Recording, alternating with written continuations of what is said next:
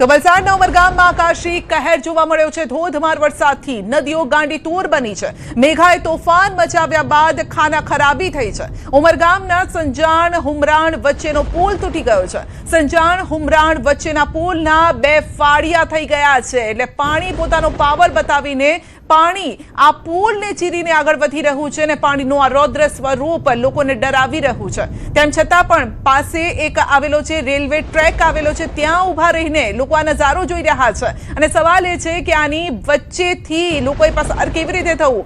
અહીંયા રસ્તા પાણીમાં ડૂબી ગયા છે, બ્રિજ તૂટી ગયો છે અને નદીઓ અત્યારે તોફાની બનેલી છે। ઉમરગામના હાલ બેહાલ છે।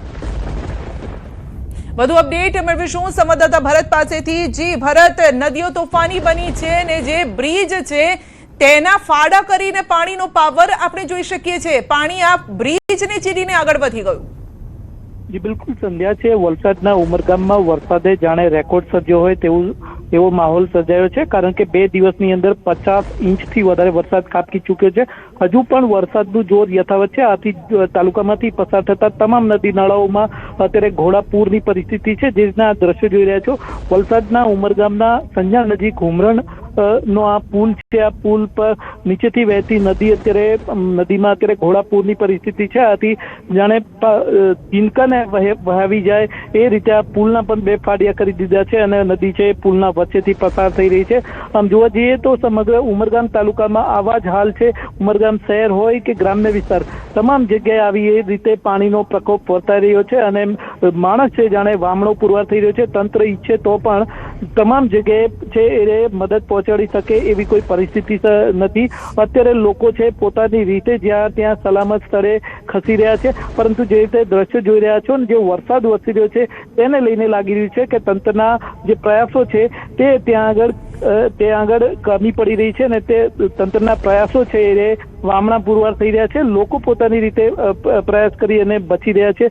આમ જે રીતે કુદરતી પ્રકોપ કહી શકાય કે 2 દિવસમાં 50 ઇંચ વધારે વરસાદ ખાબકે ઉમરગામ છે દરિયા કિનારે આવેલું છે। સ્વાભાવિક છે કે દરિયા કિનારે આવેલું હોવાથી પાણી જે વરસાદનું પાણી છે સીધું દરિયામાં જાય, પરંતુ કરમની કઠણાઈ એ હોય છે કે દરિયામાં જ્યારે ભરતીનો સમય હોય છે એ વખતે વધારે વરસાદ વરસ્યો અને જે દરિયાનું નદીનું પાણી અને શહેરનું પાણી દરિયામાં જવું જોઈએ એની જગ્યાએ દરિયાનું પાણી છે પેક મારી અને શહેરો અને નદીઓમાં આવી રહ્યું છે। એને કારણે આ વિકટ પરિસ્થિતિ સર્જાઈ છે। ન માત્ર ઉમરગામ પરંતુ વલસાડ જિલ્લાના તમામ તાલુકાઓમાં આ જ હાલ છે। વલસાડની તમામ મોટી નદી ઓરંગા, પાર, તાપી કે દમણગંગા તમામ નદીઓમાં આ રીતના જ ઘોડાપૂરની પરિસ્થિતિ છે અને નદી કિનારાના બંને બાજુના વિસ્તારો છે એ પરેશાનીનો સામનો કરી રહ્યા છે। આવી જ રીતે કુદરતી પ્રકોપની સામે માણસ વામણો પુરવાર થઈ રહ્યો છે ને તંત્રના પ્રયાસો નહીવત જણાઈ રહ્યા છે।